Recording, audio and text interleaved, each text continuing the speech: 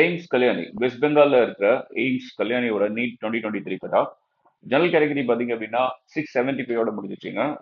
2022 compare பண்ணும்போது கிட்டத்தட்ட 15 mark அதிகமாக இருக்கு. ஏன்னா 2022 660 வரைக்கும் சீட் கிடைச்சிருக்கு. பட் 2023 675 வரைக்கும் தான் சீட் கிடைச்சிருக்கு.